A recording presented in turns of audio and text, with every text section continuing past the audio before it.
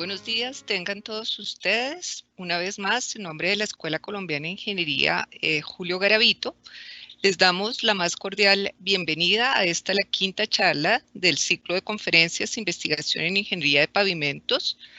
Hablan expertos latinoamericanos. En esta oportunidad nos acompaña desde México el doctor Paul Garnica, quien de seguro es uno de los profesionales de mayor reconocimiento en el área de la ingeniería de pavimentos y también uno de los investigadores más activos y de gran liderazgo en el ámbito latinoamericano e internacional. Doctor Paul Garnica, muchas gracias por aceptar la invitación del Semillero de Pavimentos de la Escuela Colombiana de Ingeniería a participar como ponente en este ciclo de conferencias y compartir con estudiantes y profesionales de la ingeniería de pavimentos sus conocimientos y experiencias. Estamos convencidos de que sus proyectos y su trayectoria profesional propiciarán en los estudiantes el convencimiento de la importancia y lo apasionante de esta especialidad y los motivará a incursionar en este camino, y en nosotros, profesores y profesionales de la ingeniería de pavimentos, nos afianzará nuestra convicción de continuar trabajando en esta especialidad. Nuevamente, les recordamos la disposición de los videos de las conferencias en el micrositio de la Escuela Colombiana de Ingeniería y al final el espacio dispuesto para que ustedes le puedan plantear las inquietudes al conferencista. En el día de hoy nos acompañan como moderadores Holman Salines Reyes y Juan Sebastián Lozano, estudiantes del programa de Ingeniería Civil de la Escuela Colombiana de Ingeniería y líderes del Semillero de Pavimentos. Holman y Juan Sebastián, muchas gracias por esta moderación y adelante. Muchas gracias, ingeniera, por su presentación. Buenos días para todos los presentes. Les damos nuevamente la bienvenida a la segunda conferencia del ciclo de conferencias de investigación de pavimentos, organizado por el Semillero de Investigación de Pavimentos y liderado por la directora del Centro de Estudios Geotécnicos de la Escuela Colombiana de Ingeniería, la ingeniera Sandra Jimena Campagnoli Martínez. Mi nombre es Juan Sebastián Lozano Bernal, estudiante de quinto semestre de Ingeniería Civil y líder del semillero. El día de hoy los estaré acompañando durante esta conferencia. Al final de esta jornada tendremos un espacio para resolver sus preguntas, sin embargo las preguntas las pueden ir realizando en el transcurso de la conferencia. La dinámica para esto será la siguiente. Las preguntas se deben dejar en el recuadro ubicado en la esquina superior derecha de sus pantallas. Por favor, colocar su nombre y la organización a la que pertenece. Puede ser su universidad, la empresa o el país de procedencia. Al final tendremos un espacio para resolverlas. Los invitamos a participar activamente y reiteramos el agradecimiento a todos por su asistencia al evento. Les recordamos que la duración de esta conferencia será de 1 hora, 40 minutos para desarrollar la temática propuesta por el ingeniero y 20 minutos para dar respuesta a sus inquietudes. Muchísimas gracias a todos y a continuación los dejo con mi compañero Holman Salines. Buenos días a todos, gracias Sebastián. Mi nombre es Holman Salinas, soy estudiante de octavo semestre, líder del Semillero de Pavimentos. Es para nosotros un honor contar con la presencia de un ingeniero experto en la investigación en pavimentos como lo es el ingeniero Paul Garnica, ingeniero civil de la Universidad Nacional Autónoma de México, UNAM, con estudios de maestría en mecánica de suelos en la misma universidad, doctor en geomecánica por parte de la Universidad Joseph Fourier en Francia. Ha sido asistente a la investigación en el Instituto de Ingeniería de la UNAM en temas de análisis dinámico y estática de presas con el método de elementos finitos durante los estudios doctorales. Trabajó en temas sobre la simulación de la interacción suelo-estructura en cimentaciones profundas. Entre 1994 y 2020 fue jefe de los laboratorios de investigación en infraestructura del Instituto Mexicano de Transporte, Centro de Investigación y Desarrollo Tecnológico de la Secretaría de Comunicaciones y Transportes. Desarrolla líneas de investigación en mecánica de suelos, mecánica de rocas, agregados, ingeniería de pavimentos. Destaca en especial la línea de investigación en comportamiento de geomateriales en infraestructura del transporte. Tiene más de 100 artículos publicados en diversos congresos y revistas nacionales e internacionales. Ha dirigido un gran número de tesis de licenciatura y maestría con estudiantes pertenecientes a diversas universidades de México. Ha sido docente dentro de la carrera de Ingeniería Civil de la Facultad de Ingeniería de la UNAM, en la maestría en Mecánica de Suelos de la Universidad Autónoma de Querétaro y en la maestría en Vías Terrestres de la Universidad Autónoma de Chihuahua. También fue docente dentro de la formación de Ingeniería Civil en el Instituto Politécnico de Grenoble, en Francia. Actualmente es profesor de Mecánica de Suelos del Tecnológico de Monterrey, Campus Querétaro. Ha sido invitado a impartir un gran número de cursos y conferencias en distintas universidades de México y América Latina. Es consultor de proyectos especiales en temas de diseño, evaluación y gestión de pavimentos. Ha recibido reconocimientos por sus trabajos realizados por parte de la Sociedad Mexicana de Suelos, la Asociación Mexicana de Vías Terrestres, la Asociación Mexicana del Asfalto y la Asociación Española de la Carretera. Es representante de México ante la Asociación Mundial de la Carretera, donde es miembro del Comité Técnico Internacional sobre Pavimentos. Actualmente se desempeña como director de investigación, innovación y desarrollo en infraestructura del CIID. Ingeniero, muchísimas gracias por estar presente con nosotros. Le damos las gracias de antemano y de esta manera dejo en sus manos esta conferencia. Bueno, muy bien. Muchas gracias por la presentación. Por supuesto, muchas gracias por la invitación a esta charla que me ha hecho amablemente Sandra Campagnoli. Aquí tengo ya proyectada la presentación que espero que esté visible para todos ustedes. Y agradezco sobre todo la invitación porque es algo diferente a lo usual. Me han invitado... Sí, dime. Ingeniero, qué pena, no estamos observando la presentación.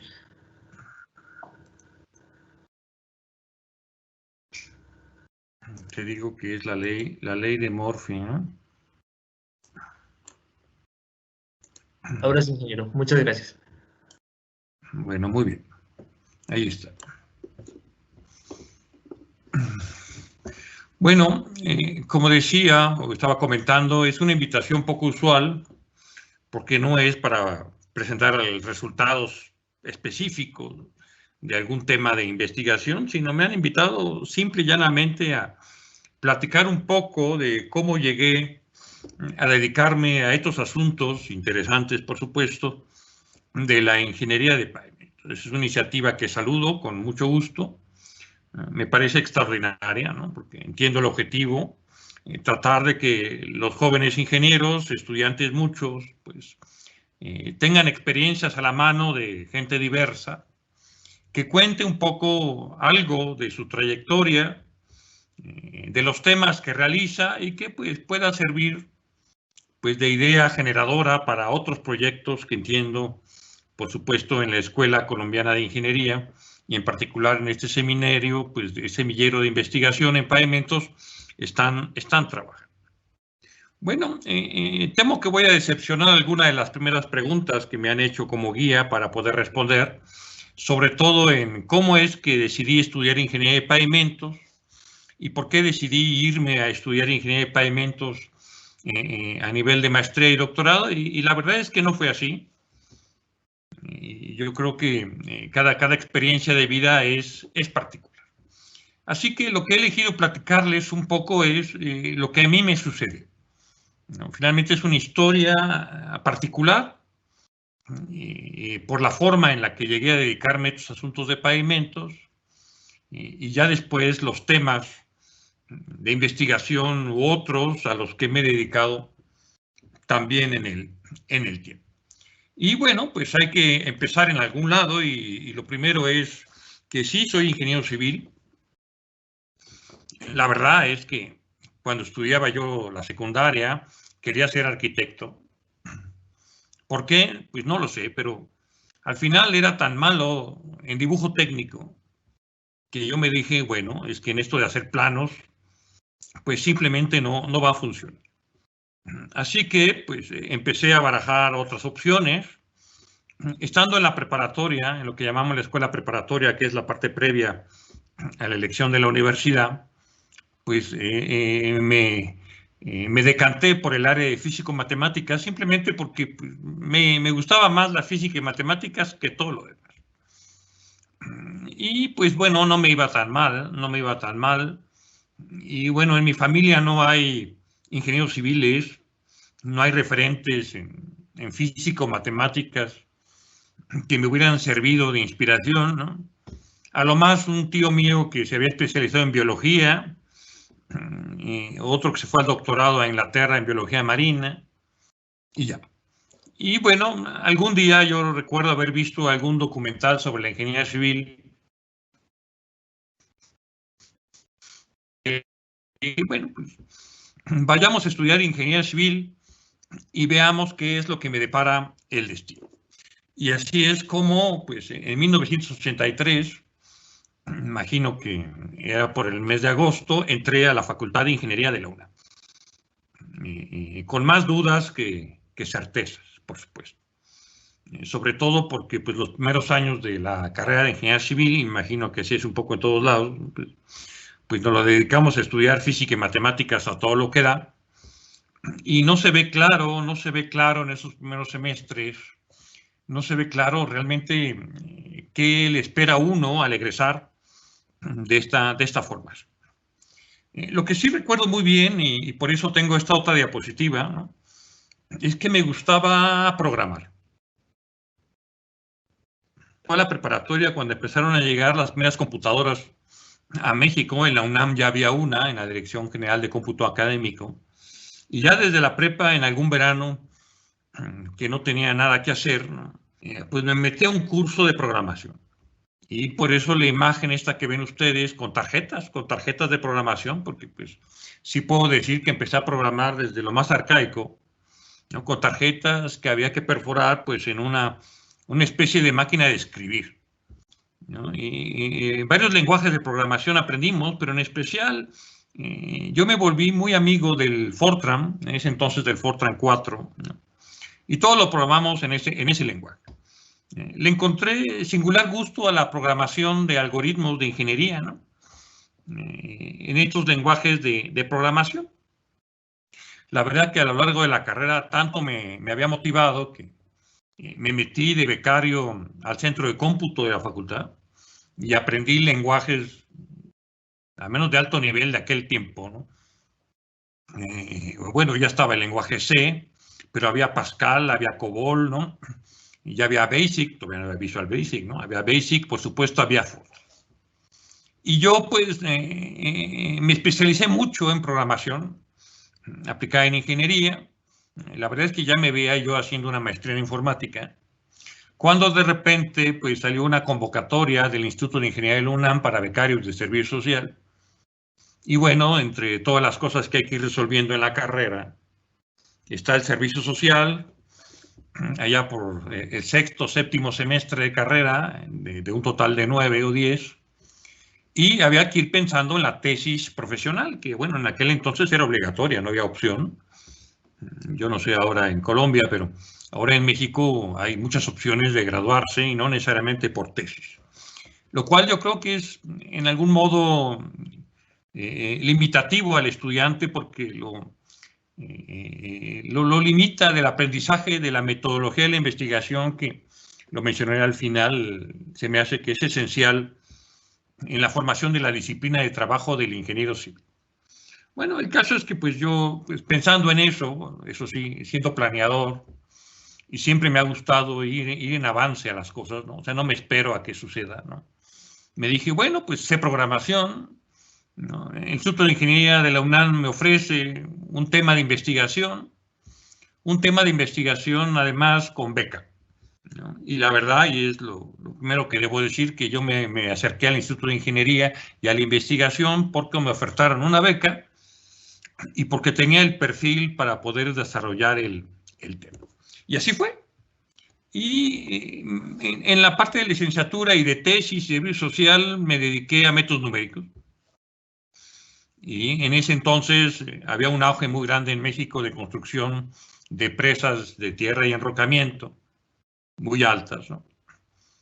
Y estaba en proyecto la construcción de una nueva presa, la presa Huamilpa, que ven ahí la imagen, situada en Nayarit, en el estado de Nayarit, cerca de la ciudad de Tepic, en el noroeste del país.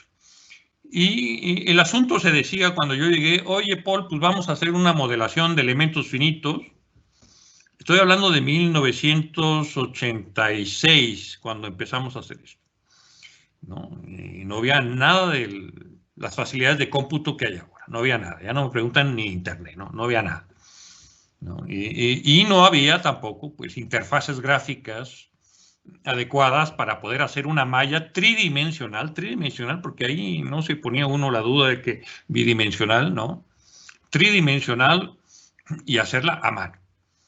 Y lo primero que me dieron fueron un montón de cartas topográficas y de cartas geológicas, y éramos un par de compañeros, un gran amigo mío, y nos dijeron, pues ahora hay que hacer secciones transversales y construir mentalmente pues, una malla, o sea, subdividir el espacio tridimensional pues, en tetraedros irregulares. Eso sin verlos en la computadora, tampoco había AutoCADs ni había CADs, ¿no? Y bueno, nos abocamos a la tarea y bueno, en el transcurso de mis estudios, que era simultáneo, pues el último año uno elige materias de especialización. Y pues obviamente en todos los campos que ya saben ustedes que componen la ingeniería civil. Pero bueno, yo ya estaba en el Instituto de Ingeniería y en particular en el área de la geotecnia, donde estábamos trabajando este proyecto. Así que pues, decidí especializarme con geotecnia. Es decir, fue al revés, fue porque me dieron la beca, porque entré en el proyecto de investigación que decidí especializarme en geotecnia. Y bueno, es hasta el 8º semestre de carrera que tuve de maestro al profesor Gabriel Moreno Pecero, que es muy conocido en Colombia, sobre todo en el Cauca, porque ayudó a la fundación de la maestría en vías, y que me entusiasmó el tema. Y en paralelo, pues estaba yo trabajando con esta modelación numérica de la presa, que era estático, este era un análisis estático, ¿no?, de la presa Huamilpa, que tenía como particularidad pues que el paramento era de concreto. Es decir, los volúmenes eran menores y la parte impermeable la iba a asegurar una cara de concreto, y como era la primera vez que se hacía, pues evidentemente había muchas dudas. Y por eso era el análisis que se quería realizar. Y bueno, pues al final así fue. Me titulé de ingeniero civil gracias a una tesis de análisis de esfuerzos y deformaciones en presas de tierra de enrocamiento con paramento de concreto con el método de elementos finitos.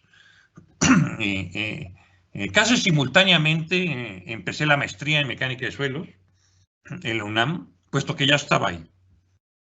De alguna manera, si me preguntan también por qué, bueno, simplemente porque ya estaba ahí. Yo le llamo mucho, sigo el flujo de la vida, ¿no? El flujo de los acontecimientos. Por supuesto, tuve muchos maestros, ¿no? Debo admitir que no todos me entusiasmaron. Soy muy sensible a los métodos de enseñanza, ¿no? Tengo, como ahora se dice, mis preferencias, ¿no?, de maestros y de las formas, ¿no? Debo decir que Juárez Vadillo, el profesor Juárez Vadillo que ven ahí y que han de conocer para uno de sus libros primeros que mecánica de suelos que existieron en México y también Latinoamérica, pues fue alguien muy inspirador y que me maltrató en la maestría. Y bueno, yo estaba ahí feliz de la vida haciendo la maestría, también siguiendo trabajando con modelación de métodos numéricos, aunque un poquito más en aspectos dinámicos, cuando me invitaron a irme a Francia a hacer el doctorado. La verdad es que sí tenía muchas ganas de irme fuera del país a estudiar, sin más otra razón, ¿no? Y pues bueno, yo era muy amigo de un francés en el Instituto de Ingeniería de la UNAM, que me dijo, bueno, pues mira, tengo un profesor mío en la ciudad de Grenoble, en Francia, que está buscando un perfil como el tuyo, o sea, programación, métodos numéricos, geotecnia. Bueno, pues vámonos. Y hice una solicitud al Consejo de Ciencia y Tecnología del país, me pasé los exámenes y después tuve que aprender francés, porque la verdad es que no sabía absolutamente nada de francés. Pero con una beca en asociación con el gobierno francés incluía 8 meses intensivos de francés en el IFAL, Instituto Francés de América Latina, y al final pues pasé el examen, pasé los conocimientos, me dieron la beca, y como me dieron la beca y ya me iba a ir a Francia, pues resulta que pues me casé. Me van a decir, bueno, ¿y por qué se casó? ¿No? Otra vez el flujo de la vida, ¿no? ¿no? En ese momento hubo que decidir que mi entonces novia, ahora esposa, ya 33 años de casados, con la que fuimos 3 meses de novios, 3 meses, pero había que decidir porque pues si nos vamos juntos, ahora sí que por burocracia tenía yo que solicitar la beca de casado. Circunstancias siempre del entorno, ¿no? Y esto siempre está en la forma particular de todos, ¿no? Entonces no es de que yo planeo así, ¿no? Al menos en mi vivencia personal, las cosas se van acomodando bien solas, ¿no? Entonces hay que seguir un poco y estar atentos a esas señales que la vida nos da. Y bueno, y pues ya casado, y no voy a detallar más detalles, nos fuimos a Grenoble, a la Universidad Josep Fourier, y donde pues, aprovechando que estaba allá, mi esposa también hizo un doctorado en mecánica de rocas, ella es ingeniera geóloga, pero bueno, no voy a detallar más en eso. Me fui a Grenoble, a los Alpes, cercana de los Alpes franceses, una ciudad pequeña, 300.000 habitantes, rodeada de montañas, nevadas en invierno, calor, frío, pero una ciudad universitaria. Y bueno, ahí me fui a estudiar más métodos numéricos, pero ahora brinqué al método de los elementos de frontera o métodos de ecuaciones integrales de frontera. Y ahora pues, el problema era el análisis de la interacción tridimensional, suelo-estructura, pero sobre todo pensando en interacción a nivel de suelo-pilote. La problemática estaba asociada a, oiga, tenemos un problema en la cimentación de cimentaciones de plataformas petroleras en el Mar del Norte, donde además los suelos son muy calcáreos, las partículas se rompen, y pues necesitamos tener pues, alguna idea de lo que podemos esperar. Necesitamos modelación. Y la modelación implicaba dos aspectos, que están ilustrados un poco en estos esquemas, ¿no? Este primero que es el libro que todavía existe de Carlos Brevia, que me sirvió de inicio, que me estudié y trae los programas fuentes escritos que programé, y a partir de eso pues lo hice una versión tridimensional. Entonces yo programé una versión tridimensional de sólidos en contacto. N sólidos en contacto con el interés de que en el contacto había que estudiar la ley de interfase. Es decir, nos íbamos a abocar al estudio del comportamiento suelo-estructura en la interfase.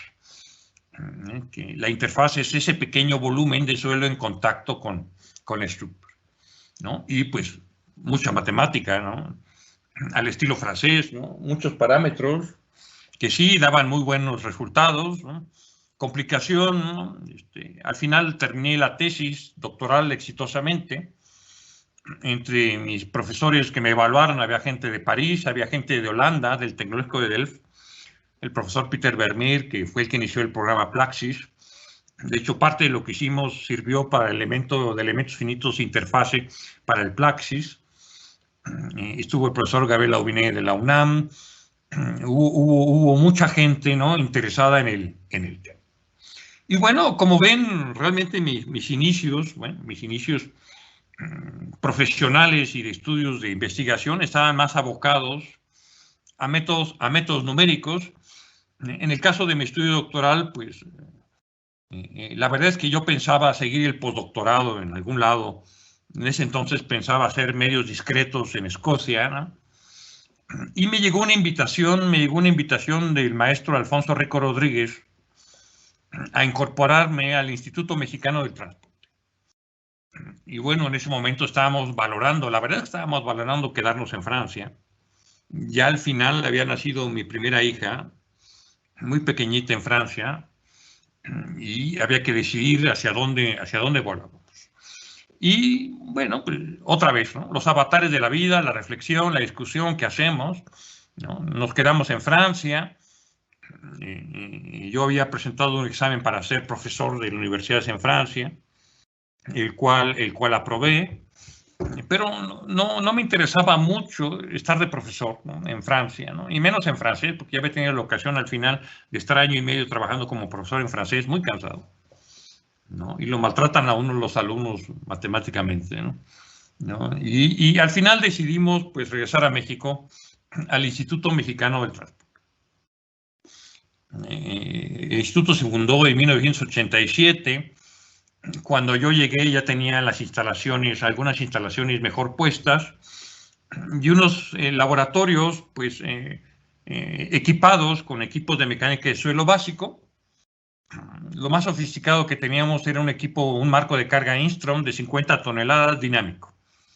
Ese era lo más sofisticado. Y todo lo estándar que se puede encontrar en un laboratorio de mecánica. Y aquí es donde fue el switch. Yo traía una formación numérica de geotecnia, ¿no?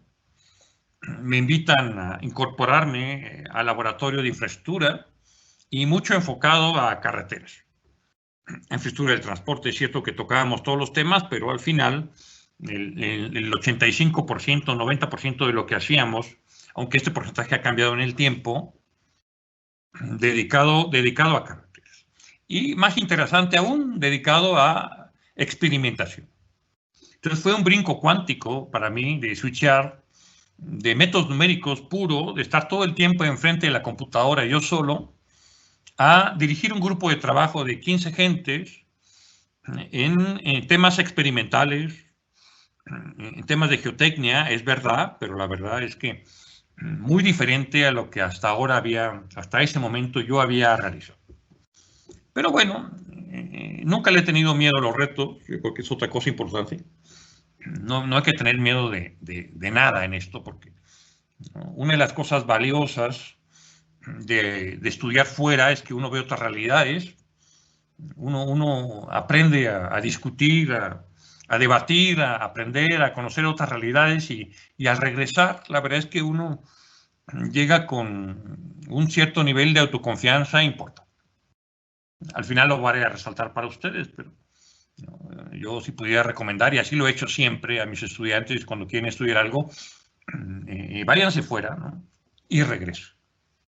Últimamente he cambiado mi posición con respecto a eso, lo comentaré un poco al final, pero si queremos beneficiar a nuestro entorno cercano en el que nos tocó nacer, que es nuestro país, ¿no? Pues hay que conocerlo, mejorar, y para mejorar hay que conocer otras realidades, hay que ampliar el rango y regresar. Y bueno, en ese sentido, pues yo me dije, pues, caray, pues si yo puedo con lo numérico, debo poder con lo experimental. Mis primeros proyectos, y a lo largo de lo que tengo de diapositivas de apoyo, voy a ir mencionando temas de investigación que yo creo que muchos de ellos todavía están vigentes. Y son temas ampliamente recomendables para continuar y profundizar en su estudio, sobre todo para aquellos que se van a dedicar a la ingeniería de pavimentos o en un ámbito un poco más general a la ingeniería de carreteras o a la infraestructura del transporte en su conjunto. Y me tocaron 3 temas. O sea, cuando yo llegué al Instituto Mexicano de Transporte había 3 temas en curso que tenían problemas de ejecución. Había un primer problema que está ilustrado en la imagen de la izquierda, que tenía que ver sobre el comportamiento del balasto, es decir, de este agregado pétreo que se usa en vías férreas bajo carga repetida, porque hay una gran rotura de partículas que sucede. Y los costes de mantenimiento debido al rompimiento de balasto bajo carga repetida, pues son, y la verdad es que siguen siendo importantes, ¿no? Entonces, bueno, en este proyecto pues teníamos ya experimentación con especímenes grandes, es decir, de especímenes cilíndricos de 35 centímetros de diámetro por 70 de altura, granulometría completa, materiales limpios, ¿no? Sujetos a carga repetida, y que lo cual para mí pues era natural. Es decir, estar estudiando fenómenos bajo carga repetida en temas carreteros y en temas de vías férreas, donde esa es la naturaleza de la carga que transmite pues los vehículos y los ferrocarriles, pues se me hacía completamente natural. Y como mi formación en maestría y doctorados había sido así, ¿no? Es decir, nunca esperar que los problemas básicos sean estáticos, ¿no? Y nunca esperar que sus propiedades básicas sean estáticas tampoco. Es decir, todo dinámico. Y bueno, llevamos a buen puerto este proyecto de balasto. Luego teníamos uno dedicado al uso de suelos residuales, ¿no? Y eso yo creo que en Colombia o en países como Brasil es todavía más importante, y en Sudamérica, por la magnitud y el tipo de la diversidad de suelos residuales que pueden encontrar en la naturaleza. En México hay prácticamente todos, menos pues lateritas, ¿no? O sea, espesores grandes en México es difícil encontrar. Y es que pues, las máximas precipitaciones anuales en México andan en 3.000 milímetros anuales y bajando, ¿no? Algunas cosas puntuales con 5.000 milímetros de lluvia anuales, nunca tan tropicales como en Colombia, ¿no? o en Brasil, pero sin embargo con muchos problemas de utilización, porque todo suelo residual que lo queremos usar en material de cote terraplén, como suelos compactados, sigue siendo algo vigente, ¿no? Presenta cambios de propiedades que hay que tener en cuenta, ¿no? Por ejemplo, cuando secan el suelo y obtienen límites de plasticidad, los límites cambian según el procedimiento de secado. Eso se aprendió mucho en México y bueno, se estudió y se generaron algunos indicadores para un mejor uso de estos materiales. Este es otro tema, ¿no? Le solemos llamar la utilización o la mejor utilización en carreteras de los materiales locales, es decir, lo que está a la disposición de uno, pero usarlos de la mejor manera para tener las propiedades, y por lo tanto tenemos que conocer cuáles son las propiedades, pues que debe tener la capa en la que lo vamos a utilizar. Entonces, suelos residuales y en su generalidad materiales locales es un tema que sigue vigente. Y otro tema que no tuvimos tanto éxito, o sea, nos topamos con tecnología de experimentación que tiene que ver con esto que en México le llamamos el bombeo de finos, estas manchas de suelo fino que en carreteras de alto tránsito tienen la mala costumbre de aparecer. Todavía hace menos de un año me consultaban sobre esto, en cuestiones de asesorías, ¿no? Y uno sabe la teoría del bombeo de finos, ¿no? Por supuesto, ¿no? Que tiene que haber alta intensidad de carga, un suelo susceptible, ¿no? a la migración, ¿no? Que debe haber agua, y si todo se junta, pues puede aparecer. Y sabe uno la teoría de lo que uno debe hacer para que esto se controle, pero la verdad es que en realidad siempre está. Y en ese momento, pues queríamos hacer un experimento en laboratorio para demostrar que había un problema de granulometría en estos suelos susceptibles a la migración de finos, pero nunca pudimos controlar bien los gradientes de agua en tamaños grandes de muestra. Y fue un proyecto que se quedó pendiente y que se tuvo que suspender, ¿no? Sigue siendo un reto, problemas como esto, o sea, investigación clara que nos defina las formas de control. Y bueno, de esto lo que es importante también, y que lo voy a seguir comentando a lo largo, es que muchos de estos primeros estudiantes, pues hicieron maestría. Mi estudiante que trabajó en suelos residuales se fue a hacer el doctorado a España, ¿no? con Alonso y Gens. Cuando me preguntó, oiga, quiero hacer un doctorado, vete a España porque pues, necesitamos aprender más de algo que yo sé que se venía que iba a ser importante, y que efectivamente así fue, que es la mecánica de suelos no saturados. Entonces, un estudiante mío pues, se fue al doctorado con Antonio Gens y con Eduardo Alonso, estuvo por allá, se doctoró, regresó, bueno, con la mala pata que después puso su empresa y le fue muy bien, y ahora se dedica más bien de consultor.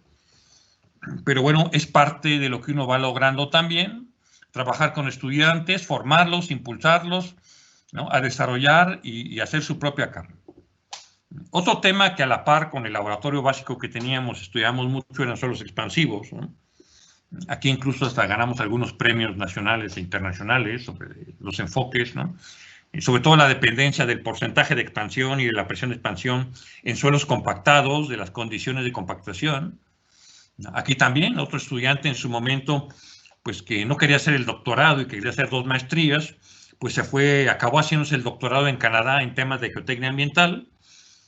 Lo malo es que le fue tan bien que se casó con una americana y ahora vive en Estados Unidos y es gerente de una empresa muy reputada de geotecnia ambiental y viene a México como consultor, ¿no? Otra vez, el impulso que hay que dar a los jóvenes para que pues, continúen su formación, sobre todo en otras latitudes. Por supuesto, ya estaba en todo esto, este asunto de los ensayos de carga repetida, porque, pues, como ya mencionaba yo, todo es carga repetida, ¿no? Pero solamente teníamos en el laboratorio el marco Instron de 50 toneladas, ¿no? Y también en todo lo que voy comentando pasa el tiempo, ¿verdad? Pasan años, ¿no? Uno gestiona recursos, uno se vuelve un gestor, ¿no? Tratando de conseguir recursos, ¿no? Para poder desarrollar las ideas que uno tiene. Y bueno, en algún momento de la búsqueda de estos recursos, ¿no? Pues logramos comprar un primer equipo triaxial cíclico, que es el que ven ustedes, porque, bueno, de tantito consultar el estado del arte, que es lo primero que siempre hace uno en un tema, ¿no?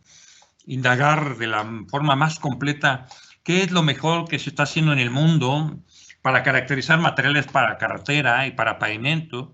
Y bueno, desde 1995 yo ya sabía que era el módulo resiliente, ¿no? Y bueno, lo bueno es que en ese momento todavía estaba director el maestro Alfonso Rico, que falleció en el año 2000, y me aceptó la idea de gestionar recursos para comprar este equipo triaxial cíclico, que cuestan pues, varios miles de dólares, y aquí es como cuando empezamos a experimentar mucho lo del tema de módulo resiliente, de suelos compactados y en suelos estabilizados y en todo tipo de material.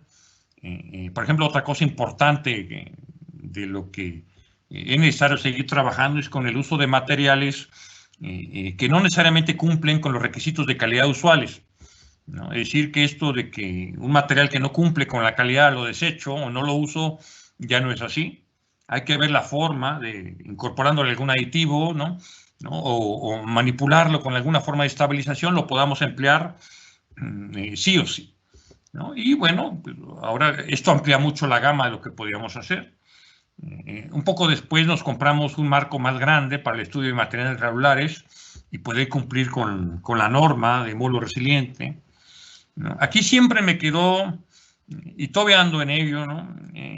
Tratar de sacarle más jugo a los resultados del ensayo de módulo resiliente, porque como ven en esta gráfica del ciclado, estos son los ciclos de esfuerzos en carga cíclica, ¿no? El ensayo de módulo como tal, pues está hecho para disipar la deformación permanente que se puede presentar, llevar el material a un estado particular que le llamamos el estado resiliente, donde ya todo es prácticamente recuperable, y una vez que estamos en ese estado, pues obtener el módulo resiliente, que es un módulo secado. Pero, ¿y qué pasa con toda la historia? Con toda la historia previa, ¿no? Entonces, siempre he traído conmigo esa idea de que hay una relación entre la deformación permanente que se genera y el módulo resiliente que se puede obtener y definir a partir de este ensayo. Yo me acuerdo incluso que alguna vez presenté en esos años algo así a la gente del Centro de Geociencias de la UNAM, que también es aquí en mi ciudad, y había un físico, el doctor Víctor Castaño, que me decía, oye, yo creo que están ustedes desperdiciando el ensayo porque estás perdiendo todos los ciclos anteriores, ¿no?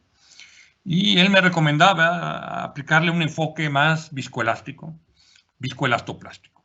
Y bueno, la verdad es que después el equipo se ocupó, y otra de las cosas que nos sigue faltando es más equipos de experimentación. Al final tengo pues 2 equipitos de módulo resiliente, uno para suelos finos, uno para suelos granulares y ya. Y la verdad es que yo requeriría tener al menos 3 para poder ejecutar.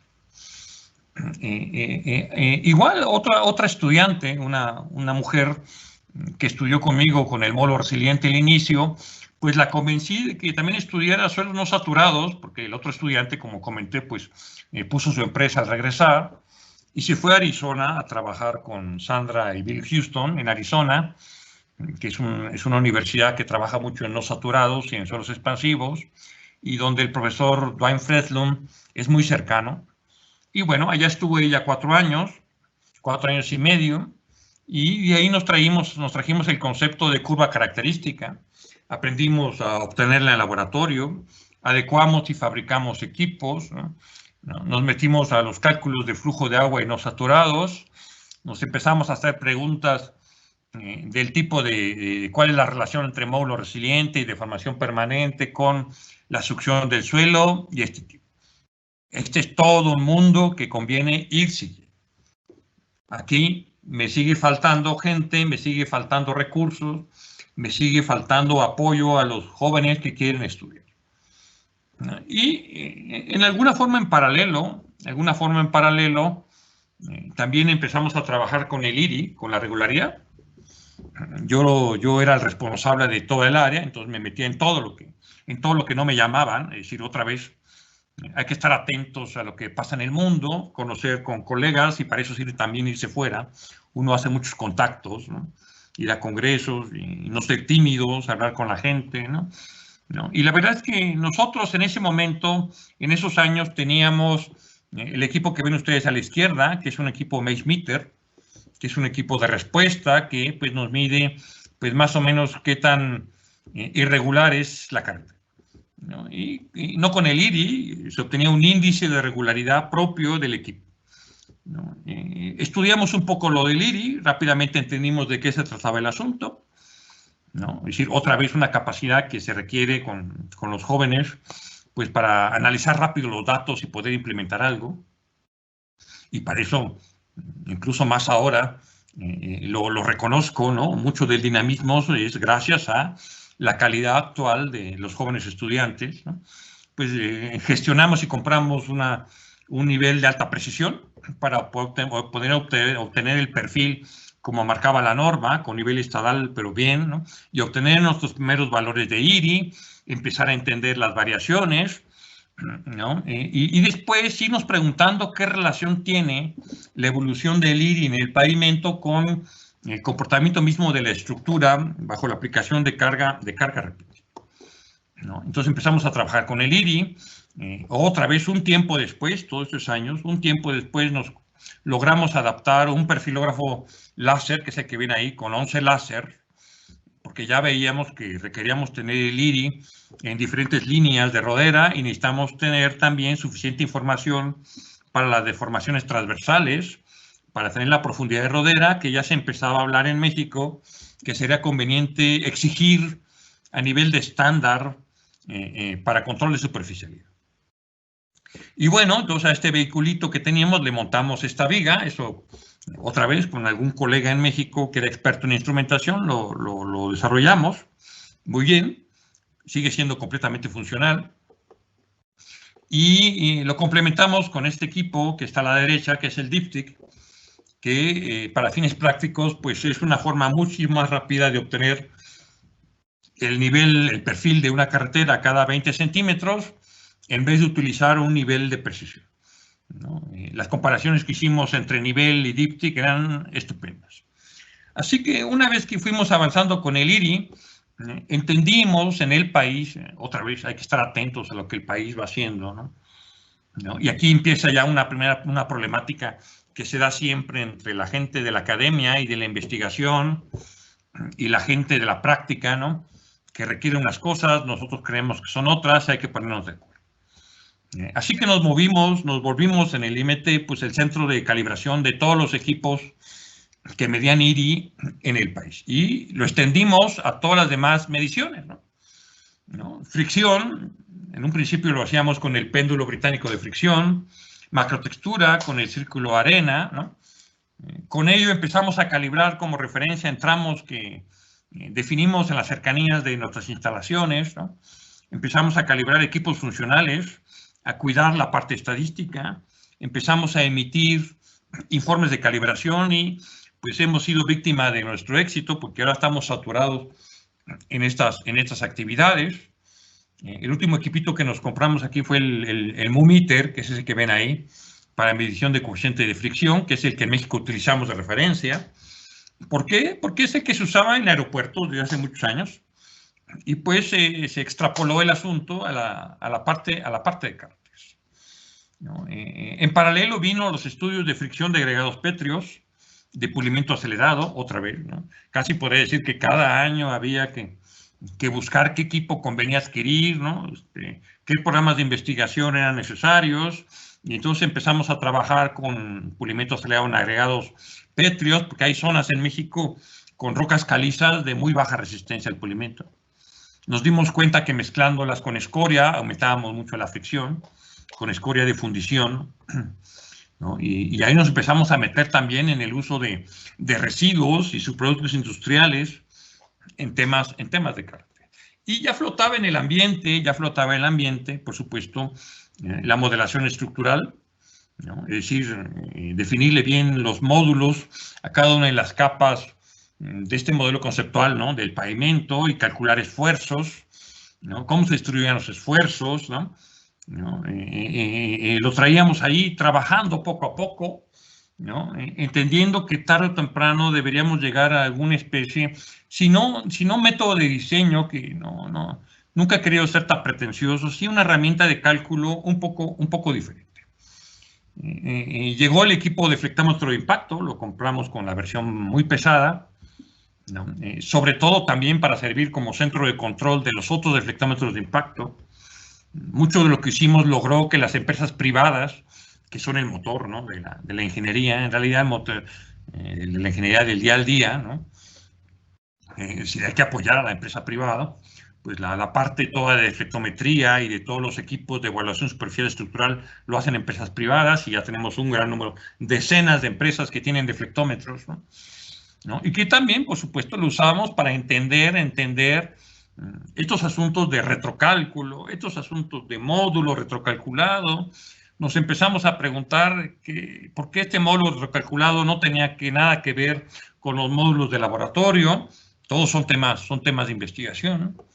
Incorporamos algo que yo creo que es esencial, que es la gestión de la infraestructura. Es decir, entendimos que lo que hacemos no es lo más importante, ¿no? Es decir, que lo más importante es el servicio que le da a la sociedad a la carretera.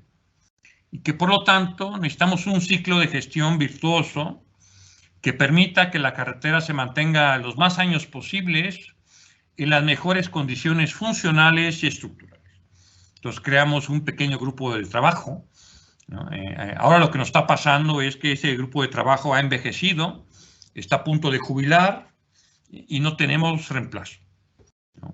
Hay una cosa ahí en la gestión del conocimiento que hay que cuidar, porque mucho de lo que aprendemos a hacer y a hacer muy bien, con el tiempo se puede perder y no hay forma de recuperar. Entonces, en gestión le dedicamos ahora mucho tiempo, y no solo al activo como es el pavimento, ¿no?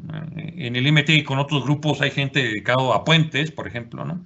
Y también estuvimos trabajando nosotros a cuestiones de indicadores de activos geotécnicos para cortes y terraplenes, y algo publicamos al respecto también, ¿no? Es decir, hay muchos aspectos de la infraestructura del transporte que se conjugan en mucho de lo que llaman ahora gestión integral, ¿no? La gestión integral. Hasta aquí, la verdad es que no habíamos tocado, yo creo que hasta por el año 2000 empezamos a trabajar un poco con asfaltos. Les recuerdo que yo era geotécnico, y la verdad es que en ese momento, en la maestría, y lo confieso, la verdad es que no me interesaban los pavimentos, no en ese momento, no era algo que me atrajera. Pero esto de que me atrajera tiene que ver mucho también con los profesores, los investigadores que uno conoce, ¿no? Que lo van motivando a uno a irse por este o por este otro camino, ¿no? El primer equipo que compramos dentro de la nueva línea, de lo que vimos otra vez se estaba haciendo a nivel mundial, que era SuperPave, compramos el compactador giratorio. ¿Por qué es el que podíamos comprar? Y porque yo creo que era el equipo con el mayor consenso de que era muy útil y que estaba llamado para quedarse. Y lo complementamos al año siguiente con el equipo que viene ahí a la derecha o a la izquierda, que es el analizador de pavimentos asfálticos APA, para el estudio de deformaciones permanentes bajo el paso de una rueda cargada, ¿no? Entonces compramos el APA, empezamos a estudiar, empezamos a sensibilizarnos con el asunto de la deformación permanente en mezclas asfálticas. Incluso por ahí publicamos algún artículo con ese nivel de equipamiento que todavía era muy básico en la zona española de carreteras, y por ahí hasta ganamos algún premio a través de esa asociación. Luego complementamos con la Rueda de Hamburgo, porque en México empezamos a promover mucho el uso de los ensayos de deformación permanente, y el equipo que en México se utiliza más, por muchas razones, es la Rueda de Hamburgo. Y ahí, otra vez, todos son temas de investigación, ¿no? O sea, ¿qué factores afectan la deformación permanente en la Rueda de Hamburgo, ¿no? La agrometría, el tipo de asfalto, la volumetría, etc. Pasado el tiempo, otra vez, muchos años, ¿no? Logramos hacernos de prensas ya específicas para módulo dinámico en mezclas asfálticas, y el ensayo de fatiga de 4 puntos. Y nos logró, y esto lo logramos a través de una interacción, bueno, con la Asociación Mexicana del Asfalto, ¿no? Empezamos a meternos mucho con la industria. La industria empezó a necesitar lo que estaba haciendo nuestro grupo de trabajo, porque no lo estaba haciendo nadie más, ¿no? Y empezamos a estudiar SuperPay. Por supuesto, rápidamente nos dimos cuenta de lo que era, lo entendimos, ¿no? Empezamos a dar cursos sobre eso, y debo decir que SuperPay fue el que me hizo ir a Colombia, primeramente a dar cursos sobre la metodología en la Universidad del Cauca, y después a otras universidades, ¿no? Es lo que me empezó a permitir ir a conocer Latinoamérica, al menos en algunas realidades, ¿no? Pero bueno, SuperPay tiene un problema que requiere muchos equipos, ¿no? Y en aquel momento decíamos, uy, ¿cuánto dinero requieres para comprarte todo? Pues bueno, pues antes decíamos $300,000, yo creo que ahora es mucho más. Y en ese entonces era mucho dinero. Pero bueno, estábamos otra vez en la línea de lo que estaban haciendo los mejores, ¿no? Conseguimos hornos de envejecimiento, algunos de ellos al inicio prestado. Hubo un RTFO que fuimos a robárselos a la Dirección de Servicios Técnicos del ST porque no lo usaban, ¿no? El horno de envejecimiento a largo plazo nos costó más tiempo y lo empezamos a gestionar a través de proyectos con empresas privadas. Todos son temas de investigación, ¿no? La parte de reología, ¿no? Ahí está el BBR yendo de izquierda a derecha, el rémetro de flexión en viga, está el viscosímetro rotacional y está el famoso rémetro dinámico. Todo un tema, ¿no? Es decir, que ahora resulta que como ingenieros civiles hay que estar metidos en temas de reología del asfalto. Si uno lo aprende desde licenciatura, qué bueno, pero la verdad es que en ese momento montar nuestro laboratorio de reología se topó con pared porque no lográbamos definir ni conseguir un buen estudiante que fuera hábil en la manipulación y hábil en la interpretación. Tuvimos ingenieros químicos, estudiantes de química, que se incorporaron con nosotros, pero que no logramos comulgar con los ingenieros civiles, no nos entendimos, ¿no? Y fue al cabo de 3 iteraciones que logramos, ¿no? Todas mujeres, ¿no? Incorporar ingenieros civiles bien hechos, aplicados, porque esto es un tema de experimentación fina, ¿no? De interpretación, ¿no? Y finalmente logramos establecer de una forma aceptable nuestro laboratorio de reología. Debo decir que en ese momento también había otro estudiante que llegó a hacer la maestría de vías terrestres, él sí era maestría en vías terrestres, y empezó a trabajar conmigo en el compactador giratorio y con el APA. Y cuando se graduó, pues él me dijo, ahora quiero hacer el doctorado. Otra vez, ¿no? ¿Dónde conviene irme a hacer un doctorado? ¿No? Ahí se vuelve uno un gestor, ¿no? De conocimiento, ¿no? Y uno recomienda, pues mira, yo creo que hay que fortalecer lo que hacemos en reología. Y el mejor grupo de reología que yo conozco está en Francia, en la ciudad de Lyon, ¿no? Es un grupo hiperteórico, muy bien equipado, pero hay que sufrir para aprender. Y ahí se fue. Lo bueno es que acabó, después de muchos avatares que merecen una historia completa, ¿no? Y lo logramos retener al regresar, y se volvió el líder, ¿no? De nuestro grupo de asfaltos y mezclas asfálticas, ¿no? Y es decir, vean cómo en este transcurrir del tiempo, aparte de hacer investigación, cosas interesantes, cosas que todo me ha gustado, formamos recursos humanos, tenemos la motivación del estudiante en el momento y después de su formación futura y de algún modo su responsabilidad, ¿no? Y pues muchos de los líderes actuales que tenemos, ¿no? En suelos no saturados, en módulos resilientes, en mezclas asfálticas, pues se han ido formando así, con el tiempo, con paciencia y con mucho compromiso, ¿no? Fue de ahí que en 2008 postulamos el protocolo de alto desempeño para mezclas asfálticas, ¿no? Esta pirámide de diseño en 4 niveles que definimos en México, mucho impulsado por nosotros, ¿no? Y por ciertas empresas privadas que estaban montadas en lo que es innovación, ¿no? Y bueno, ahora, yo ayer veía una invitación del NCAT a esto que ahora en Estados Unidos llaman el diseño balanceado, que la verdad es el protocolo nuestro, ¿no? Que hacemos desde hace mucho tiempo, ¿no? Es algo que es natural ya al menos para ciertos diseños que en México se siguen ya pidiendo para las carreteras de tránsito alto y muy alto. Ahorita coexistimos en México dos mundos, ¿no? El mundo de las carreteras de bajo tránsito, donde todavía se usa Marshall, y las carreteras de alto y muy alto tránsito, donde ya estamos en otro nivel. Y bueno, por supuesto, en su momento llegó mi herramienta de diseño, que estamos en la versión 3.0 del MTP, ¿no? Donde mucho del enfoque, que no era solamente calcular esfuerzos y deformaciones, que eso pues, lo aprendimos igual con otro estudiante, ¿no? O con varios estudiantes, ¿no? Incluyendo algunos alumnos de informática para desarrollar el software en varias versiones. Inicialmente lo teníamos en Excel, ahorita ya lo tenemos en Visual Basic, ¿no?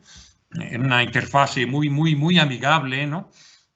Para tomar todos los datos del tránsito vehicular, pero sobre todo, bueno, aquí me faltó una diapositiva. Bueno, entre las cosas que aprendimos era que necesitábamos abandonar los ejes equivalentes como concepto, ¿no? Y al acercarnos con nuestros amigos americanos, ¿no?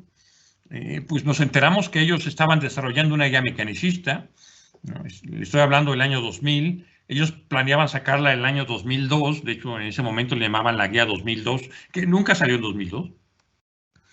Invitamos a varios ingenieros de la Federal Highway a México a que nos dieran pláticas de qué estaban haciendo, utilizamos prototipos de software, vimos todo el detalle que estaban manejando y entre muchas otras cosas aprendimos que el tránsito vehicular lo estaban manejando a través de estaciones de pesaje, utilizando distribuciones de frecuencias, con mediciones reales, a través del concepto de espectros de carga. Así que la verdad es que desarrollamos esta herramienta para responder a algo que en México es mortal, que es la sobrecarga. Otra vez, en ingeniería todos los desarrollos son específicos al país, específicos a la región. No se vale copiar el que hace el vecino. Nosotros aprendimos lo que hacía el americano, vimos la guía. Eso todavía hoy en mi computadora tengo una versión de la guía mecanicista que vence en junio y después yo no sé si la voy a renovar porque son $7,000 anuales, ¿no? Y esto es por proyecto que uno las va consiguiendo, ¿no? Y la verdad es que sigue sin entusiasmarme, ¿no? En Estados Unidos hay mucho desencanto por la complejidad. Ahora, debo decir que es la visión correcta, siempre he sido mecanicista, ¿no? En eso, ¿no? No me gustan los métodos de antes, ¿no? Y me gusta pensar en lo que podemos hacer, ¿no? En los retos que tenemos todavía para mejorar, ¿no? Pero yo creo que si hay una contribución importante que logramos hacer aquí fue la incorporación de los espectros de carga. Y bueno, después llegó el simulador de vehículos pesados y ahí ya nos decíamos, muy bien, vamos a poder hacer muchas cosas porque creamos un grupo de ensayos acelerados. Bueno, lo primero que nos dimos cuenta es que pues, no son tan acelerados y cuesta mucho dinero operar el equipo. Y tuvimos una suerte impresionante el poder comprar un equipo de estos, ¿no? Hipercaros, cuando ya en estas épocas nadie quiere comprar nada, falta de recursos, y menos para investigación, y menos si se ve raro. Pero aquí esperábamos tener pues, un poquito más de celeridad. Y al final nos topamos con que pues, solamente era a través de proyectos privados que podríamos financiar la operación y los proyectos privados pues va a intereses privados.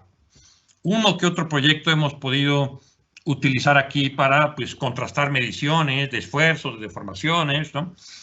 Y mucho lo estamos haciendo ahora en concreto hidráulico, que eso puede ser tema de otra charla un poco más específica, cosas muy interesantes que hemos visto, ¿no? Pero pues estamos respondiendo más a un sector en México que también es muy dinámico, como lo es la industria del asfalto y que es lo de la industria del cemento y del concreto. Todo esto nos lleva también a preguntarlos, vean, es infinito el número de temas que salen de esto. En todo hay estudiantes, en todo hay tesis, ¿no? En todo hay investigación.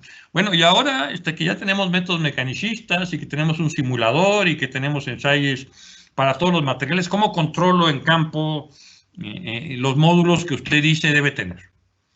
¿No? Sí, efectivamente, es una buena pregunta. mucho en curso, ¿no? En México ahorita estamos enfrascados en un duelo entre el LWD y el Hogage que ven ahí. Acaba de salir una norma en México sobre el LWD que debo decir a mí que no me gusta, ¿no? Y es que en todo esto está, pues, esa formación inicial mía, que es de mecánica de suelos, ¿no? Y la formación de mecánica de suelos me hace ser escéptico siempre cuando me hablan de cosas lineales, ¿no?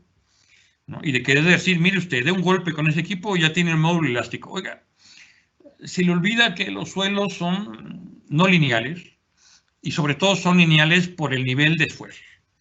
Y si cambia el esfuerzo, cambia todo, incluyendo su módulo, ¿no? Y bueno, ahí estamos en un debate, en un análisis de qué es la forma más adecuada para entender en campo el módulo, porque es algo que sí no es cierto, es que a partir de un control con LWD de una pequeña capa de 30 centímetros, ese mini módulo es el que debo usar para un diseño mecanicista de pavimentos. No.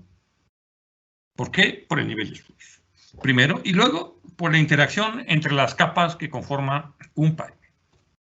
Ahora, este año, ya me acerco al final, no vayan a creer que me voy a colgar más, porque tampoco es la idea, pues ya no estoy en el IMT. Hay una relación siempre entre academia, ingeniería y política. Ya han de saber que en México cambió el gobierno, ahora somos un gobierno de izquierda, o disque de izquierda, ¿no? Yo no sé qué somos, ¿no? Pero pues estas nuevas políticas me han hecho pues tener que abandonar el MT, o sea, yo renuncié al MT. O sea, renuncié a mis 26 años simplemente porque soy coherente en lo que creo, en lo que pienso, y es algo que yo espero también que ustedes lo sean, ¿no? No nos podemos vender tan fácil, ¿no? A la de buenas, ni por conservar un trabajo, ¿no? Porque pues hay que ser siempre congruentes con las cosas que uno cree que son correctas y oponerse de forma rotunda a las que no lo son. En varios puntos me lo he topado, por ejemplo, con los espectros de carga y el pelear el uso de las mediciones reales, ¿no? De repente se topa uno con la oposición del mismo gobierno que dice no, es decir, negar la realidad. Entonces uno se topa entre la negación de la realidad y la realidad misma. Bueno, ahora he fundado este centro privado de innovación. Ahora voy a seguir, por supuesto, en la investigación y la innovación. El CIT lleva 2 Is, una es de investigación y otra es de innovación, en temas de infraestructura y de seguridad vial, ¿no? Y la parte central del logo trae una banda de Mobius, esta superficie de una sola cara, y que es símbolo de unidad y de continuidad universal, ¿no? Y bueno, vamos a seguir metidos en estos temas, ¿no? Porque falta mucho y más cosas por hacer. Aquí he enumerado algunas, ¿no? Porque quisiera puntualizar de todo lo que he comentado, temas que todavía quiero hacer. Pero ahora, pues, que estoy desde el lado privado haciendo investigación, también me interesa más todavía colaborar con entes educativos de investigación de otros países. Así que cuando la Escuela Colombiana de Ingenieros o cualquier institución en Latinoamérica desee tener un punto de vista particular nuestro, mío, en estos temas, pues podemos colaborar, dirigir tesis, hacer proyectos, ¿no? Ahora lo virtual nos ha acercado, yo creo que nos puede acercar más de lo que hasta el momento hemos hecho, ¿no? Por ejemplo, ahí he notado temas como evaluación, validación y mejora de diseños estructurales, y hay mucho que hacer. Todavía yo acabando esta conferencia, pues voy a enfrascarme en un debate de análisis mecanicista en nuevos materiales asfálticos, ¿no? Y tengo una convocatoria para pavimentos de concreto también, de la parte mecanicista, ¿no? Hay mucho que hacer en la interacción vehículo-pavimento-medio ambiente, ¿no? Que no es banal, ¿no? La evaluación de nuevos materiales y nuevos ensayos, no solamente los existentes, nuevos ensayos, ¿no? Necesitamos una mejor modelación de pavimentos, ¿no? Cosas muy diferentes. Ahí, por ejemplo, ahora, entre las cosas que voy a tratar de hacer es trabajar con minería de datos, ¿no? O sea, brincar de métodos analíticos y numéricos a otra cosa, ¿no? O de algún modo numéricos, pero basados en datos, ¿no? Modelos de estos tipos de redes neuronales, ¿no? y parecidos de inteligencia artificial, ¿no? Yo creo que hay formas de simplificar más el problema. Y es que el ingeniero es eso, es un simplificador de problemas, ¿no? Como siempre digo yo, no somos matemáticos, no somos físicos, no somos químicos, somos ingenieros que resolvemos problemas y para resolverlo los entendemos, identificamos las causas y buscamos formas simples de solución. No es el usar el método más complicado el que nos da la verdad.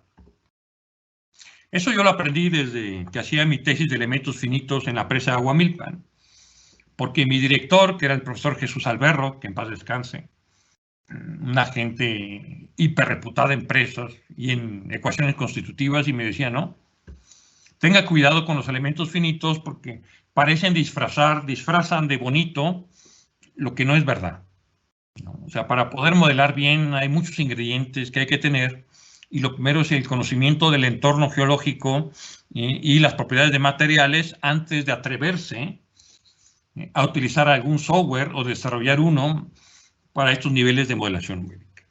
Y miren que lo digo yo, que me la pasé muchos años, ¿no? Al inicio, yo creo que 10 años trabajando en métodos numéricos. Y todavía sigo, pero ahora soy muy escéptico en los alcances que podemos tener.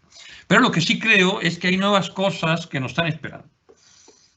Por ejemplo, ¿qué pasa en el tiempo con las estrategias de rehabilitación, mantenimiento y conservación?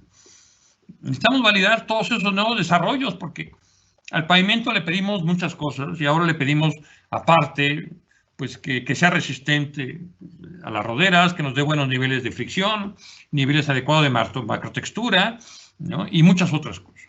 Y aparecen nuevos materiales, todo el tiempo aparecen nuevos materiales que tenemos que validar, determinar modelos de deterioro y, como está en el último punto, más aún, buscar mejores modelos económicos y de gestión.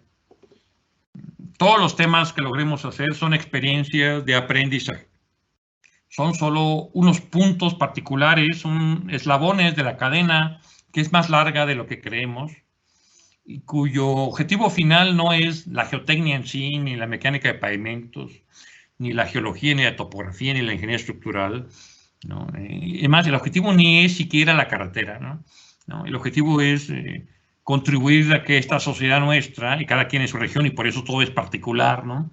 Pues este engranaje de la economía camine mejor, ¿no? Y contribuye a hacernos, pues, entornos más iguales.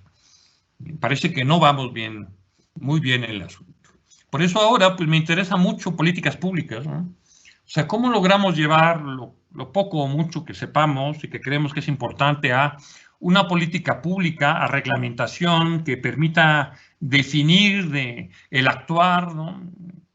A nivel público y privado cuando estamos creando y preservando la infraestructura del país? Entonces, si quiere una reflexión también a otro nivel, ¿no?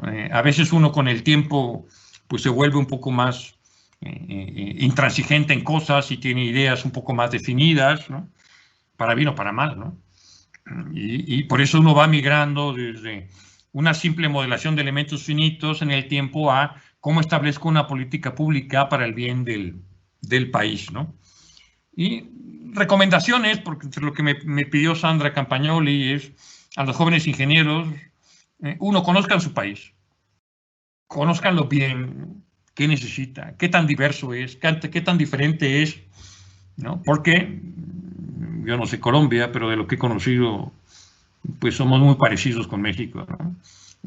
Tenemos desde lo mejor centros de investigación y universidades privadas súper equipados y por otro lado a lo peor comunidades sin agua, sin luz y sin un buen camino de acceso a su comunidad. ¿Qué necesita el país, no? Después, sí, yo sí creo que es muy útil conocer otras realidades.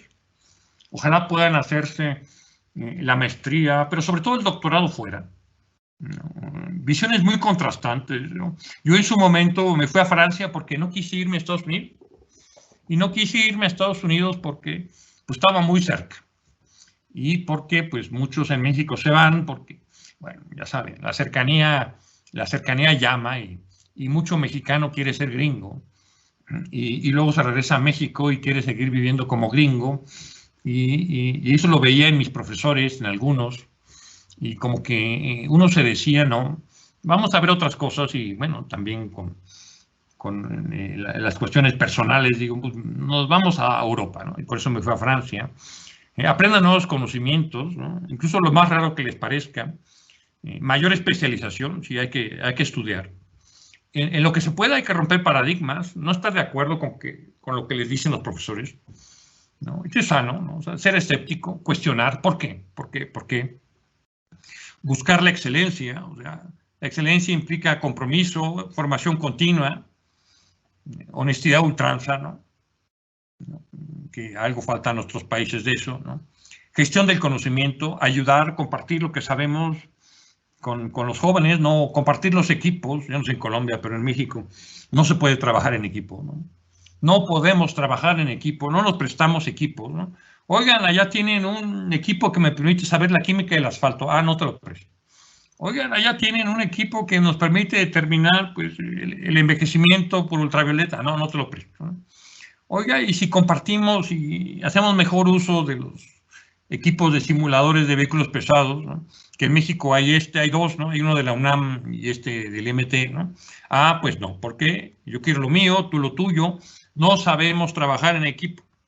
Y esto es inadmisible en países, sobre todo como México, que los recursos no son infinitos, pero existen, tenemos dinero, ¿no? Dinero muy localizado, ¿no? Y tenemos la responsabilidad de su mejor utilización. Al final les pongo esta recomendación de sigan el flujo de su vida. Y para terminar tengo esta reflexión última, esta línea del tiempo que empieza cuando nacemos y termina cuando nos vamos. Nadie sabe cuánto dura, pero está lleno de eventos puntuales que he colocado ahí a la manera de marcas, ¿no? Eventos que son, vamos a llamarles positivos, negativos, positivos en verde, ¿no? Negativos en rojo, ¿no? Y que además son discretos. Esto lo reflexioné a través de la lectura del libro del hombre en busca de sentido de Viktor Frankl, que por supuesto les recomiendo leer todos sus libros, donde en algún momento decía, es que, ¿qué sentido tiene tu vida al final? ¿No? Por eso yo luego en mis clases presenciales, en las virtuales menos, porque se acaba el tiempo más rápido, ¿no? Les digo que pues, es que hay las leyes del tiempo que son inexorables, y las leyes del tiempo, la primera es que el tiempo no se detiene, ¿no? O sea, un día nacemos, un día nos vamos, ¿no? Y el tiempo no se detiene, ¿no? Uno tiene la impresión a veces, depende si uno es muy joven, que todo va muy lento o que todo va muy rápido hacia el final, ¿no? Y como no se detiene el tiempo, todo llega, ¿no? Desde que nacen empiezan a aparecer eventos, vamos a llamarle positivos, que son las líneas en verdes, los eventos EI, que pueden ser positivos o negativos, ¿no? Cosas buenas, ¿no? Estudian, les va bien, se gradúan, ¿no? Se casan, hacen una maestría, hacen un doctorado, ingresan a un centro de investigación, se van a Francia, se van a Islandia, se van a Alemania, se van a Estados Unidos, ¿no? Crean un grupo de trabajo, ¿no? Desarrollan una carrera, ¿no? Tienen hijos, ven a los hijos crecer, etc. Y también es inevitable que hay puntos también discretos donde pasan cosas que no nos gustan, ¿no? Estos eventos EI también pueden ser negativos, ¿no? Me va mal, no puedo estudiar, se murió un ser querido o dos seres queridos, ¿no? No hay dinero, tengo que dejar los estudios. Esto pasa mucho en México, ¿no? Hay que volverlos a recuperar o empiezo a fracasar, fracasé en cositas, ¿no? Recuperarse del fracaso es el cáncer latinoamericano. Parece que no hay derecho a equivocarse, no hay derecho a hacer mal las cosas. Y esto está completamente equivocado, ¿no? Uno se equivoca, uno se levanta y uno continúa. Como dicen ahora en los libros de psicología, hay que ser resilientes, como el módulo de resiliencia, ¿no?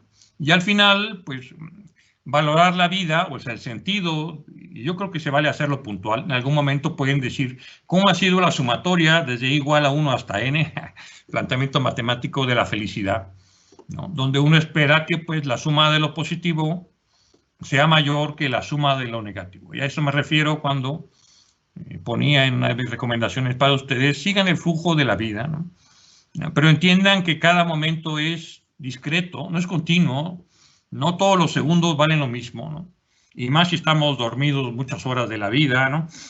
O estamos sin hacer nada y, ¿no? o haciendo pocas cosas, ¿no? O atrapados en el tráfico muchas horas, ¿no? Y entonces al final son momentos discretos, son momentos puntuales que hay que valorar. Y por lo mismo, los momentos negativos son puntuales y se van. Hay que hacer que todo valga la pena y por eso es importante que si logramos tener un evento muy grande, muy positivo, que nos dé la inercia suficiente para todo lo que nos espera después, que esperamos que sea pues para bien de todos, de ustedes, de la sociedad y por supuesto de su país y del entorno al cual han decidido servir. Bueno, esto es lo que he preparado. Les agradezco su atención y bueno, ahora yo quisiera pues regresar con ustedes, ¿no? Y estar atentos a sus preguntas. Ingeniero, muchísimas gracias por su conferencia. De verdad que para nosotros ha sido un placer tenerlo y ahora abrimos el espacio para resolver las preguntas de los asistentes. Como primera pregunta tenemos una del Semillero de Investigación de Pavimentos y es acerca de si usted considera que las investigaciones que se realizan en las universidades se tienden a quedar sin aplicación en el campo de la realidad. Bueno, esta es una pregunta de siempre, ¿verdad? ¿No? Yo desde que estaba en universitario en la UNAM, siempre se decía, oye, es que no hay una relación, como le llaman, en escuela-industria, ¿no? Y por lo tanto la universidad hace cosas que no sirven para nada, o en todo caso no son los que la industria necesita. Bueno, yo creo que esto lo único que requiere es más comunicación, ¿no? Es decir, a eso me refiero, conocer la realidad del país, ¿no? Por un lado. Ahora, eso no quita que tenga yo derecho voy a decirlo así, inventarme un tema de investigación y llevarlo a cabo. Sí, claro, ¿no? Muchos éxitos futuros de las tecnologías de ahora empezaron con conocimientos que no servían para nada, ¿no? Esta tendencia es a nivel mundial. Yo he visto políticas en Francia que están cambiando, que era un país que apoyaba todo para investigar y ahora los nuevos políticos parecen querer decidir qué es útil y qué no. Entonces yo creo que no hay que dejarse, ¿no? Desafanar en nuestras intenciones. Pero por un lado, pues hay que estar atentos a lo que por ahí la industria requiere. Si me dices lo que yo veo en México, yo veo que en el sector carretero, sobre todo a nivel gubernamental, y quizás no guste mucho a algunos lo que voy a decir, pero no, el sector gubernamental se está quedando sin buenos técnicos. Es decir, no hay un buen diálogo entre la gente universitaria, académica, que tiene mucho conocimiento, y la gente del sector público que ejerce y que ejecuta mucha obra y que no tiene tiempo de aprender. Ahí hay un problema también con el nivel de intercambio de información, ¿verdad? Y con definir qué es lo que realmente la industria quiere, ¿no? Pero uno de este lado también se pone la pregunta, ¿lo que la industria quiere es lo correcto? Parece extraño, pero efectivamente, ¿no? O sea, ¿por qué voy a hacer lo que la industria quiere? O sea, ¿qué tal si la industria quiere seguir con Marshall y no le importa nada más, ¿no? En el tema de asfalto, ¿no? ¿Qué tal si la industria hubiera dicho no, con el ensayo de penetración en asfaltos nos quedamos y no necesitamos nada más? ¿No? ¿O qué tal si la industria quiere limitarme a no usar las mediciones de pesaje reales, ¿no? ¿No? Ahí hay una discusión que se tiene que establecer. Listo. Ingeniero, muchísimas gracias. También tenemos otra pregunta y quisiéramos que pues nos la respondiera. Ya queda poquito tiempo. ¿Cuál ha sido su situación más complicada desde el punto de vista de la ingeniería de pavimentos y cómo la solucionó? Bueno, no sé si lleve un asunto más técnico o político. Yo creo que lo más difícil siempre ha sido la falta de recursos, ¿no? Y la falta de compromiso del lado del sector gubernamental. Yo creo que es lo más difícil, ¿no? Y yo creo que no lo he superado, ¿no? Es decir, convivo con eso y asumo el debate y la discusión necesaria, ¿no? Para poder, pues, hacer que lo que consideramos es una buena idea se pueda llevar a cabo. Te puedo dar un ejemplo. Hace 20 años o más, yo creo, ya en el IMT pensábamos que había que hacer gestión de pavimentos. Y creamos unos primeros sistemas de gestión de pavimentos hechos por nosotros, por algún grupo de trabajo nuestro, ¿no? En ese momento el ministerio dijo, no, ¿cómo? Eso no hay que hacerlo, eso son cosas que se están usando en otros países, ¿no? Pero que para México no, eso jamás, ¿no? Tenemos que seguir como siempre, con la vieja ingeniería de vías terrestres, ¿no? El tiempo mostró que, pues, teníamos razón y de repente, de un día para otro nos dijeron, nos surge el sistema de gestión para mañana. Oiga, pero le estamos diciendo que requerimos datos, requerimos monitoreo, ¿no? Porque sin eso, pues estamos usando a ciegas todos los modelos de gestión. Llámese como se llame, ¿no? Entonces, yo creo que el gran problema no resuelto, pero que se ha resuelto con resultados al final parcialmente, ¿no? Pues es el entendimiento, ¿no?, de la sinergia entre el sector académico de investigación y el sector gubernamental. Muchas gracias, ingeniero, por su respuesta. Ahora tenemos una pregunta de Andrés Daguer, de la Escuela Colombiana de Ingeniería Julio Garavito. La pregunta es la siguiente, ingeniero. ¿Cómo mantenerse parcial frente a la influencia que pueda tener el país de estudio y las metodologías que allí se aplican? O bien, si las considero óptimo, si considero óptimo los métodos usados, ¿cómo extrapolarlos a nuestros países partiendo de la premisa que son países diferentes? Sí, bueno, yo creo que la mejor forma de saber si hay que ser parcial o imparcial, ¿no?, es el conocimiento. O sea, si yo tengo claro el conocimiento, puedo fundamentar de mejor manera mi razonamiento. No sé, pero yo con la edad me da más por leer ahora aspectos de psicología, de neurociencias, ¿no? Trato de entender por qué razonamos como razonamos en Latinoamérica. Y trato de compararme con otras formas de razonamiento, porque está claro que no son iguales. Está claro que individualmente, por alguna razón, cada uno de nosotros piensa como piensa, razona como razona. Pero también es claro que muchos se equivocan, ¿no? O sea, hay gente equivocada. No es verdad que, ahora sí que voy a ser reiterativo, pero no es verdad que la verdad es relativa, ¿no? No, hay cuestiones que son relativas, hay cuestiones que no lo son. Y cuando tenemos claro eso, se ve claro que es correcto y que no, ¿no? Entonces, uno es el conocimiento. O sea, yo no puedo enfrentarme a un pleito de parcial e imparcial si yo no tengo clara mi posición. Y eso es un buen conocimiento, y por eso resaltaba la necesidad de especialización. Se tienen que comprometer a entender bien el concepto para poder defenderlo. Porque ahora, yo no sé en Colombia, pero en México ya cada político que llega, ¿no? Es que en México hay una ley no escrita que dice que cuando uno llega a ser secretario de Obras Públicas o director de carreteras, ya lo sabe uno todo, ¿no? Hay una ley no escrita que cuando el nivel del político sube, la verdad es que sabe menos. De hecho, por ahí hay una ley famosa. Hay dos leyes famosas de la vida diaria, ¿no? Una es la ley de Murphy.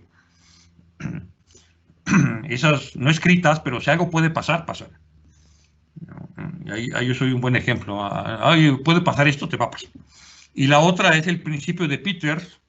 El principio de Peter lo que dice es que cada quien tiene un nivel de competencia, ¿no? Entonces, a lo mejor yo soy competente hasta jefe de laboratorio o hasta ser profesor de asignatura, ¿no? Pero cuando me nombran director general de todas las carreteras del país, pues voy a ser muy incompetente. O sea, hay niveles, ¿no? Y por eso hay que tener claro quién es quién para poder emitir un juicio, porque es muy difícil, ¿no?, saber si uno está del lado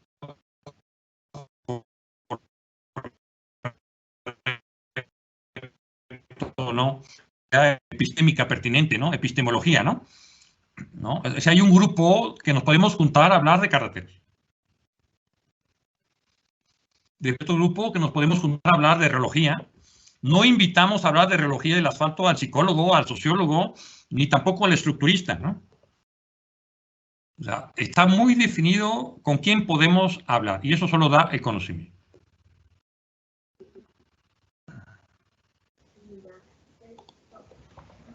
Ingeniero, una vez más, muchísimas gracias por su tiempo, por su dedicación aquí en esta conferencia. Fue un gusto tenerlo el día de hoy, compartiendo sus experiencias, su conocimiento con todos nosotros.